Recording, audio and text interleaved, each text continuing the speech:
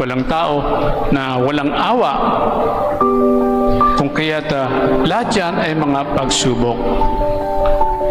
Kaya't dito ay isang paanyaya sa atin ng banal na kasulatan na huwag tayong mawawalan ng tiwala at pag-asa sa kabaitan ng Panginoong Diyos, sa kabaitan ni Jesus. At yan naging inspirasyon ni San Antonio ng Padua.